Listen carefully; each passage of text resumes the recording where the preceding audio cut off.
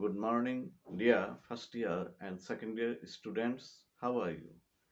I hope all are safe and sound by the grace of the Almighty Allah. I'm fine also. I'm Muhammad Farhatul Bari, Assistant Professor of English, Jinjira PM Pilot School and College, Jinjira, Dhaka. Okay, dear students, we have already discussed about the transformation of sentences from simple to complex and complex to compound or simple to compound. We have already discussed the transformation of sentences from structure point of view. Today I will discuss the transformation of sentences from affirmative to negative or assertive to negative and degree or comparison of adjectives. That means I will discuss from positive to negative and comparative to negative. Okay, dear students, let us see today's lesson. Our today's lesson is change.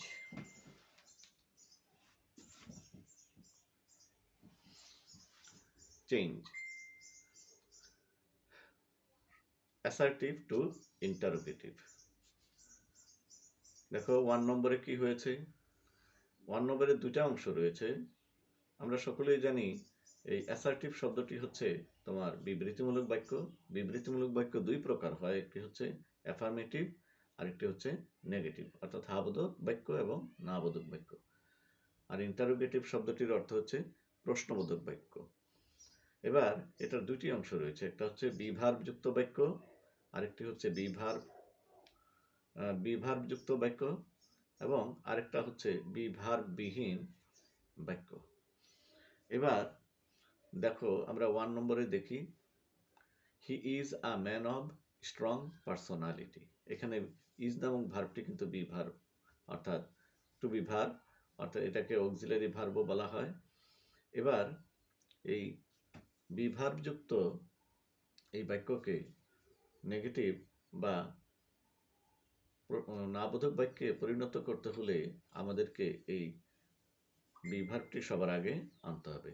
আনলাম এবং মনে রাখতে হবে এই যে বিভার্বযুক্ত বাক্যের ক্ষেত্রে যদি হাবোধক থাকে তাহলে নাবোধক অর্থাৎ নট একটি শব্দ আনতে হবে। তাহলে ইজ নট আনলাম, he a man of strong personality. এবার আমরা দেখি এটা হলো হাবোধক বাক্য। এবার আমরা দেখব যে বিভার্বযুক্ত নাবোধক বাক্যটা কিভাবে তৈরি হচ্ছে। তাহলে দেখো বিভার্বযুক্ত নাবোধক বাক্যটি, হি ওয়াজ নট রেসপন্সিবল, এটা নাবোধক একটি বাক্য, নেগেটিভ বাক্য। এই নেগেটিভ বাক্যকে আবার ইন্টারোগেটিভ করতে হলে তখন নেগেটিভ শব্দটাকে সরিয়ে দিতে হয়। যেমন হাবোধক বাক্যে কি করতে হয়, একটা নেগেটিভ শব্দ নট আনতে হয়, কিন্তু এখানে আবার নেগেটিভ শব্দ যেমন নট এটাকে সরিয়ে দিতে হয় ইন্টারোগেটিভ করলে। তাহলে এটা সরিয়ে দিলাম, তাহলে আমাদের এই ওয়াজ নামক এই বিভার্বটিকে সাবজেক্টের আগে আনবো। ওয়াজ হি রেসপন্সিবল, একটি নোট অফ ইন্টারোগেশন বা এটাকে বলা হয় প্রশ্নবোধক চিহ্ন দিয়ে এটাকে আমরা কি করলাম, প্রশ্নবোধক বাক্যে পরিণত করলাম। এবার আমরা একটু দেখব 2 নম্বরটি। 2 নম্বরটি একটুখানি লক্ষ্য করো সবাই, আমি একটু স্ট্যান্ডটাকে সামনে আনছি। সেটি হচ্ছে বিভার্বহীন প্রেজেন্ট ইনডিফিনিট টেন্স। যেমন দেখো, the boy speaks the truth, এটা হাবোধক বাক্য। আবার দে স্পিক দ্য ট্রুথ, এটাও হাবোধক বাক্য। এখন আমরা জানি কোনো একটি বাক্যকে যদি প্রশ্নবোধক করতে হয় তাহলে সাধারণত সাহায্যকারী ক্রিয়ার প্রয়োজন হয়, কিন্তু এখানে কিন্তু কোনো সাহায্যকারী ক্রিয়া নেই। Am, is, are, was, were, can, could, shall, should, may, might কিছুই নেই, মূল ভাবটা দেওয়া আছে। তাইলে তখন যদি কোনো সাহায্যকারী ক্রিয়া না থাকে, তাহলে আমাকে তো কোনো না কোনো স্থান থেকে আনতে হবে। তাহলে এটাকে অনেক সময় বলা হয়ে থাকে একটি সংরক্ষিত, রিজার্ভড একটি সাহায্যকারী ক্রিয়া রয়েছে, ডু, ডাজ, ডিড। এটাকে সাহায্যকারী ক্রিয়া বলা হয় টু ডু ভার্ব। এখন আমরা সেখান থেকে কি আনলাম, এখানে আছে স্পিকের সঙ্গে একটি অ্যাস আছে। মনে রাখবে, কোনো একটি মূল ভার্বের সঙ্গে অ্যাস বা ইয়েস থাকলে তখন তোমাকে ডাজ আনতে হবে। ডাজ, এই অ্যাসকে ওই ডাজের মধ্যে নিয়ে যেতে হবে, অর্থাৎ এই অ্যাসকে সরিয়ে দিতে হবে। তাহলে আমরা কি আনবো, ডাজন্ট। এটা হাবোধক আছে, তাহলে না বোধক নট শব্দ ব্যবহার করতে হবে, যেটা আমরা বিগত বিষয়ে জেনেছি আগের নিয়মে। এবার আমরা লিখব ডাজন্ট দ্য বয় স্পিক। তখন আর অ্যাসটা থাকবে না, অ্যাসটা তো চলেই গেছে ডাজের ওখানে। The boy speak the truth হয়ে গেল নোট অফ ইন্টারোগেশন ব্যবহার করে একটি প্রশ্নবোধক বাক্য। মনে রাখতে হবে যে একই বাক্যে দুটি অ্যাস বা ইয়েস যুক্ত ভার্ব হতে পারে না। যেমন একই সঙ্গে দুইজন অর্থাৎ খুব সমশক্তি সম্পন্ন ব্যক্তি যেমন একই সঙ্গে থাকতে পারে না, ঝগড়াঝাটির সৃষ্টি হতে পারে, ঠিক তেমনি ইংলিশ গ্রামারেও দেখা যায় একই সঙ্গে দুটি অ্যাস বা ইয়েস যুক্ত ভার্ব থাকতে পারে না, তাইলে একটা বিশৃঙ্খলার সৃষ্টি হতে পারে। তাহলে doesn't the boy speak the truth. এবার আসো দে স্পিক দ্য ট্রুথ। এখানে আমরা এই যেহেতু এটার সঙ্গে কোনো অ্যাস বা ইয়েস নাই, তাহলে আমরা আনবো কি, ডু। তাহলে ডু আনলাম, কারণ এটা তো প্রেজেন্ট টেন্স, কাজেই ডু আনলাম। এরপরে একটি নট বসাবো, যেহেতু এটা হাবোধক। ডন্ট দে, এরপরে রইল কি, দে স্পিক দ্য ট্রুথ। একটি নোট অফ ইন্টারোগেশন ব্যবহার করে আমরা করে ফেললাম অ্যাসার্টিভ থেকে ইন্টারোগেটিভ, যেটা বিভার বিহীন, প্রেজেন্ট ইনডিফিনিট টেন্স। এবার আমরা দেখব বিভার বিহীন পাস্ট ইনডিফিনিট টেন্সে থাকলে কিভাবে আনবো। দেখো, এখানে বিভার বিহীন মানে কি, এখানে অ্যাম, ইজ, আর, ওয়াজ, ওয়্যার নেই। তাহলে উই প্লেইড ক্রিকেট ইয়েস্টারডে। তাহলে এখানে আছে এটা পাস্ট টেন্সে রয়েছে, পাস্ট ইনডিফিনিট টেন্সে। তাহলে এখানে কোনো সাহায্যকারী ক্রিয়া নেই। আমরা জানি প্রশ্নবোধক বাক্য করতে হলে সাধারণত সাহায্যকারী ক্রিয়ার প্রয়োজন হয়, সাধারণত। তাইলে আমরা এই প্লেইড শব্দটা, এখানে কিন্তু সাহায্যকারী ক্রিয়া নেই বলে ওই যে সাহায্যকারী ক্রিয়া রিজার্ভ ভার্ব আমরা বলে থাকি অনেক সময়, সংরক্ষিত সাহায্যকারী ক্রিয়া ডু, ডাজ, ডিডের মধ্য থেকে একটা আনতে হবে। তাহলে এটা পাস্ট টেন্সে আছে বলে আমাদেরকে ডিড আনতে হবে, কারণ ডু এর পাস্ট টেন্স কি, ডিড। তাহলে সাবজেক্ট যাই হোক না কেন, ডিড কিন্তু সেখানে ব্যবহৃত হয়। এবার ডিড আনলাম, একটা নট ব্যবহার করব, যেহেতু এটা হাবোধক।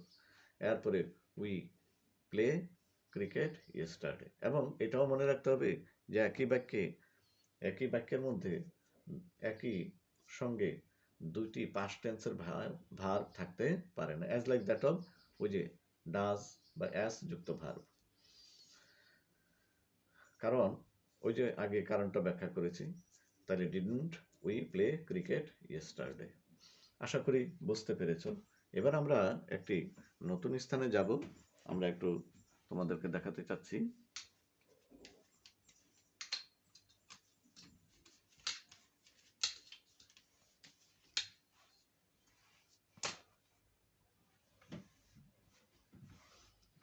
তোমরা নিশ্চয়ই লক্ষ্য করছো অ্যাফার্মেটিভ টু নেগেটিভ ফ্রম অর্থাৎ ডিগ্রি, ব্র্যাকেটে ডিগ্রি, অর্থাৎ কম্পারিজন অফ অ্যাডজেক্টিভ।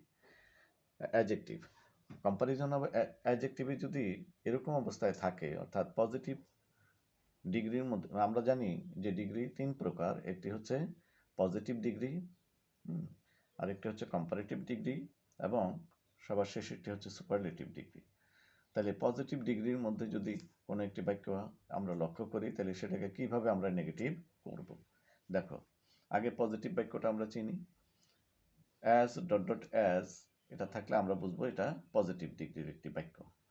তাহলে দেখো, ice is as white as snow. ঠিক আছে, বরফ। আইস অর্থ হলো বরফ। Ice is as white as snow. Snow উচ্চারণ হবে স্নো, নট স্নো, স্নো।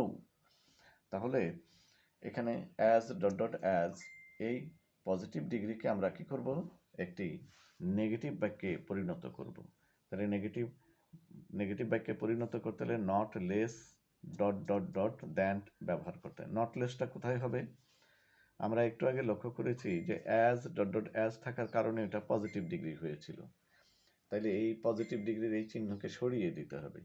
তাইলে আমরা লিখব ice is not less. Not less ব্যবহার করে ওই যে একটা অ্যাজকে সরিয়ে দেব। নট লেস হোয়াইট, এরপরে দেন আরেকটা অ্যাজকে সরিয়ে দেব, অ্যাজকে সরিয়ে দেব তোমার দেন দ্বারা।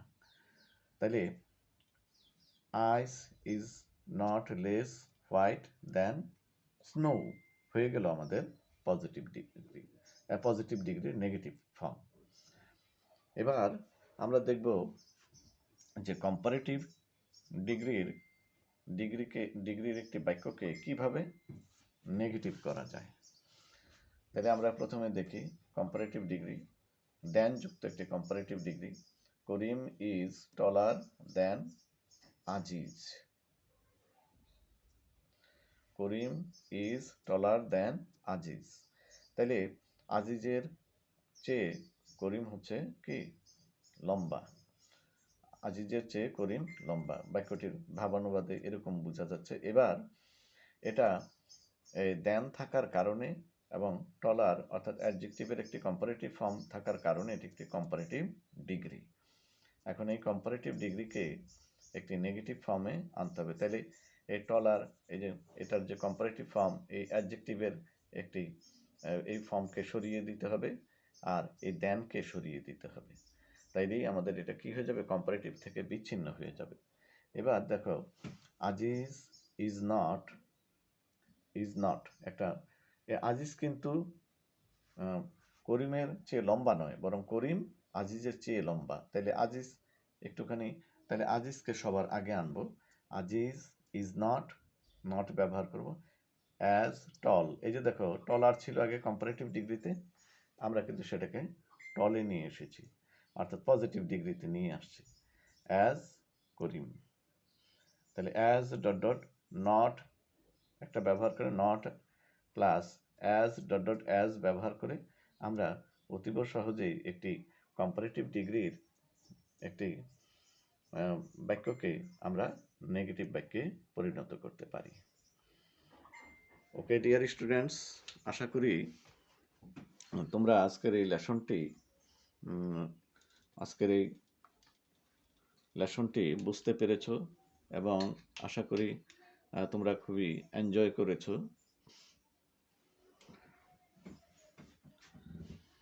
তোমরা আশা করি এই লেসনটি আবার একটু বাসায় দেখবে এবং বোঝার চেষ্টা করবে। না বুঝতে পারলে আমাকে আবার বলবে। Okay, dear students, this is for the day. Thank you very much. See you in the next class.